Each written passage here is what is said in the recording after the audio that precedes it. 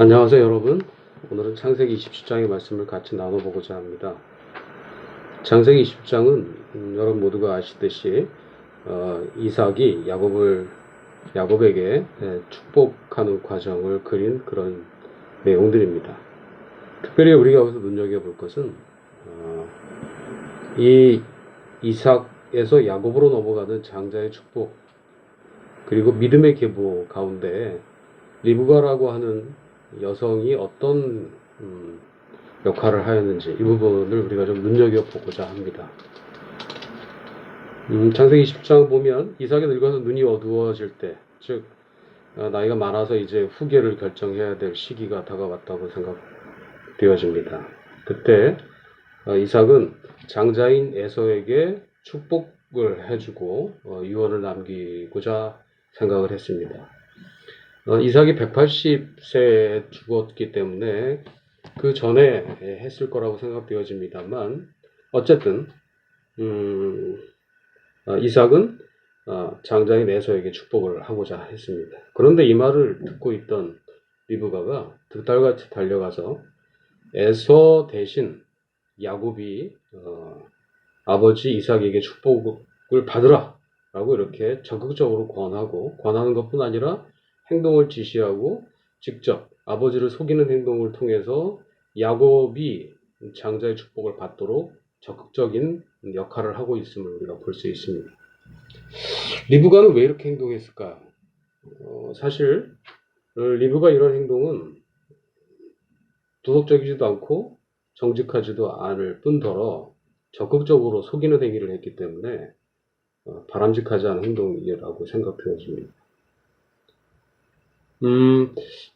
뒤에 보면 이 말을 들은 야곱이 사실 멈칫합니다. 내가 이거를 아버지를 속이고 어떻게 하죠? 그랬더니 어머니 리브가가 이렇게 얘기합니다. 아들아, 이 저주는 이 어머니가 다 받으마. 내가 시키는 대로 하여라. 라고 적극적으로 일을 지시합니다.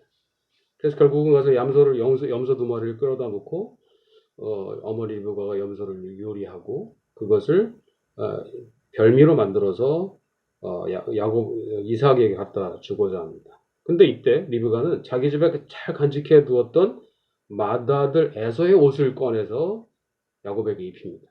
그리고 털가죽을 손에 묻히게 하고, 그래서 최대한 야곱이 에서처럼 보이도록 그렇게 만들어서 아버지 앞에 데리고 가는 거죠. 그리고 아버지는 목소리는 분명히 야곱인데 에서라고 하니까 의심이 가지만 네가 에서가 맞냐? 라고 재차 묻고 야곱이 그렇다고 거짓말을 하자 그거를 믿고 야곱에게 축복하고, 야곱의 모든 축복을 하나님 앞에 비비는 축복을 빌고 나서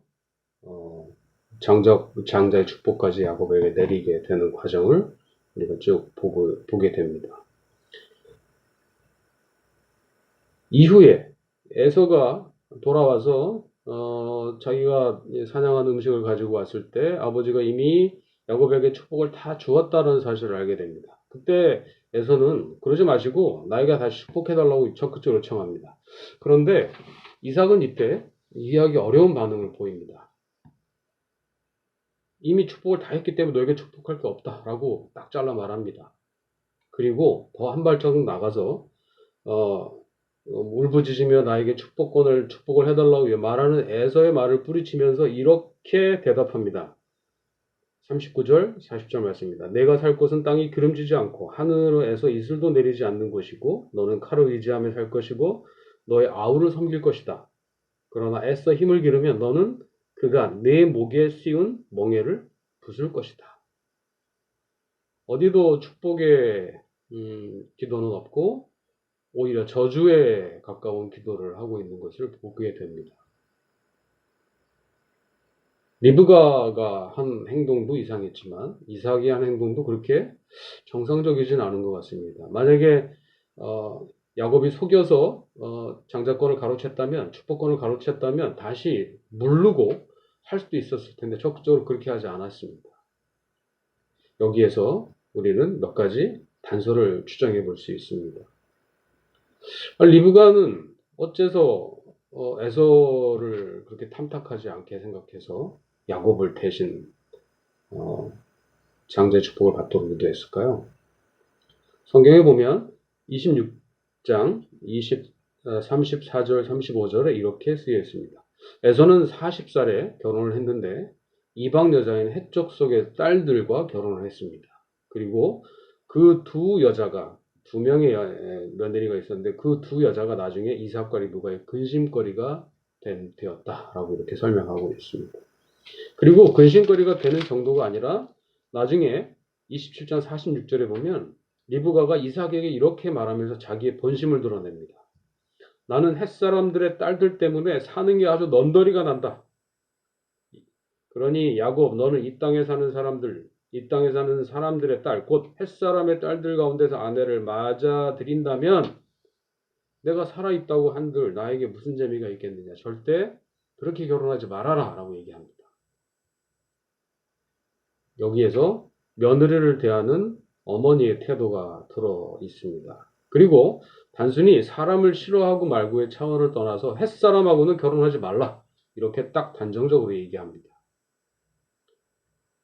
이 정도까지만 하면 현대에도 흔히 볼 수 있는 며느리를 받아들일 때의 어머니들의 반응일 수도 있습니다. 그런데 그 이면에 리브가가 이렇게 행동하게 된 원인은 성경에서 이렇게 기록하고 있습니다. 창세기 25장인데요. 이삭이 40살에 결혼을 했습니다. 그리고 자녀를 갖지 못한 채로 22년을 지나갑니다.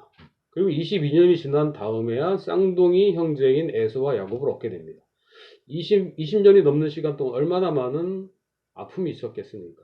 그렇게 얻은 아들들입니다. 얼마나 귀했겠습니까? 그리고 그 아들들 가운데 나중에 뱃속에서 쌍둥이가 있는 걸 알고서 아이들이 태중에서 자꾸 놀면서 뭐 싸움도 하고 너무 시끌벅적하게 하고 나중에 보니까 아이들이 뱃속에서 싸우더란 말입니다. 그래서 이 리브가가 하나님이 어떻게 된 일입니까? 라고 물었습니다. 그때 하나님이 25장 23절에 이렇게 말씀하십니다. 두 민족이 너의 태 안에 들어있다. 너의 태 안에 두 백성이 나뉠 것이고 한 백성이 다른 한 백성보다 강할 것이다. 그리고 이렇게 얘기합니다. 오늘 본문의 주제, 형이 동생을 섬길 것이다. 꿈일 수도 있고 지나가는 말일 수도 있고 언뜻 보여지는 환상일 수도 있었을 겁니다. 그런데 리브가는 이 말을 기억했습니다. 그리고 이 말에 따라서 마음속 깊이 갖고 있었던 에서에 대한 멀리함과 야곱을 후계를 이을 아들로 생각하는 그런 마음이 이미 굳어지기 시작했던 것이라고 생각되었습니다. 거기에다가 나중에 에서가 결혼했던 헷 여자들이 어떤 행동을 보이는지를 보면서 결코 이 여자들을 우리 집안에 들이면 안 되겠다라고 적극적으로 행동했던 것을 보게 됩니다. 사실 리브가는 굉장히 당찬 여자였습니다.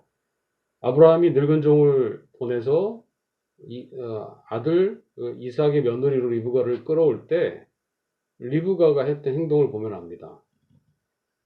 집안에서 의사결정을 하고 그럽시다 결혼합시다라고 얘기하고 라반하고 무드엘 아버지가 결정을 했을 때 리브가가 며칠 이제 더 집에 있었으면 좋겠다라고 가족 식구들이 얘기를 했습니다. 그럴 때 늙은 종이 안 됩니다. 빨리 가야 됩니다라고 얘기했더니 라반이 물어봅니다. 그러면 우리 딸한테 물어봅시다 했더니 리브가 너 어떻게 할래? 그랬더니 리브가 뭐라고 얘기합니까? 아닙니다. 바로 가겠습니다. 라고 해서 바로 아브라함의 늙은 종을 따라갔던 여자였습니다. 적극적으로 자기 의사를 표현하고 자기 길을 갔던 여자였기 때문에 리브가가 갖고 있는 이런 성격적 특성이 이 과정에도 그대로 드러나고 있는 것을 우리가 볼 수 있습니다.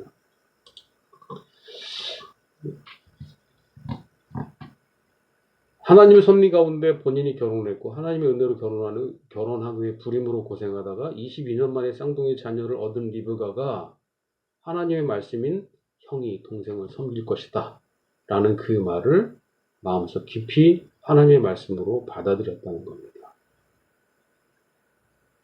자녀를 대할 때 평등하게 대하고 동등하게 사랑을 주어야 한다라는 것이 현대의 규칙이고 당연히 저도 따르는 규칙입니다. 하지만 거꾸로 그 자녀들 중에서 가문을 이어가야 된다라고 생각할 때는 조금 상황이 달라집니다.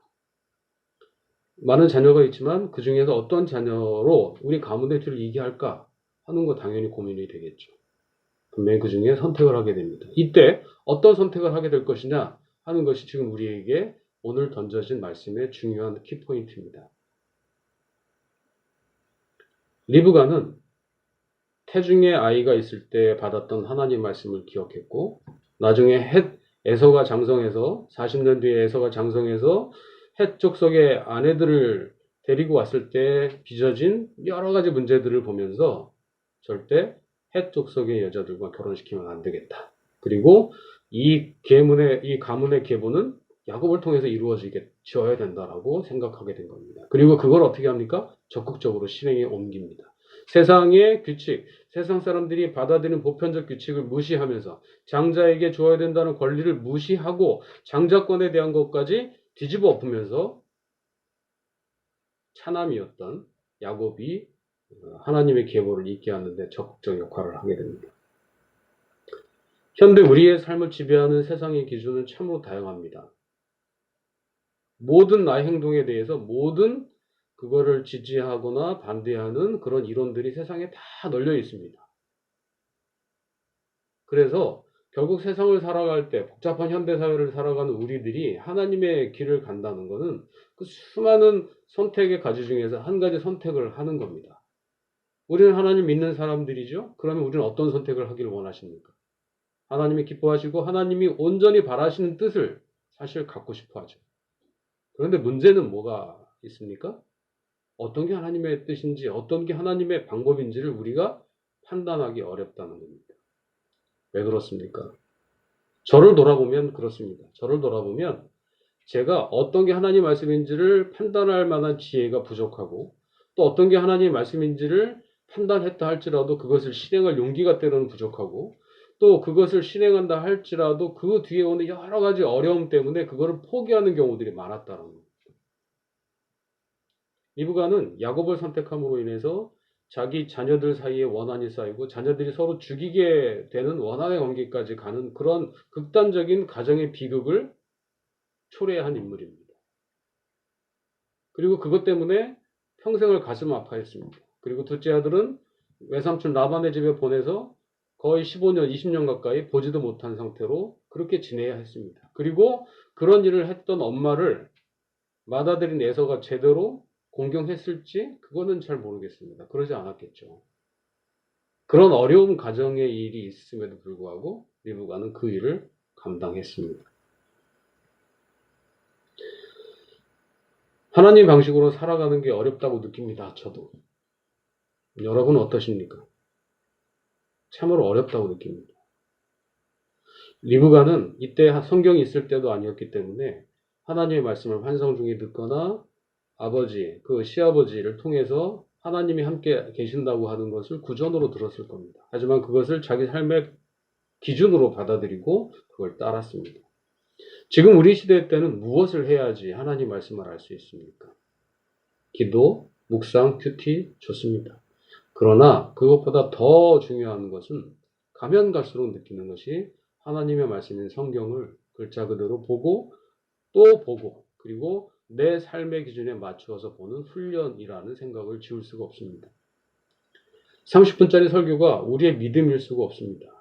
수많은 시간을 교회를 보내고 수많은 설교를 듣지만 그 설교는 하나님의 말씀을 해석한 대언자들의 해석입니다. 지금 제가 드리는 이것도 역시 저의 해석입니다. 그러나 정말 중요한 것은 여러분이나 저나 우리 각자가 하나님의 말씀을 직접 보고 직접 눈으로 읽고 그 말씀을 깊이 직접 보는 훈련이 필요하다는 겁니다. 설교로 해석되고 해석되어진 다른 사람의 해석이 아니라 나에게 주는 하나님의 말씀이 무엇일까라는 입장으로 하나님 말씀을 다시 읽기 시작하면 그 말씀이 다시 우리에게 다가온다는 겁니다. 그리고 우리에게 삶의 기준을 준다는 겁니다. 오늘 저는 리브가의 이 행동을 보면서 리브가의 그런 당참과 리브가가 그런 수많은 어려움 가운데 하나님의 말씀을 붙잡고 갔던 그 믿음의 굳건함을 배우게 되었습니다. 저도 리브가처럼 살게 되기를 원합니다.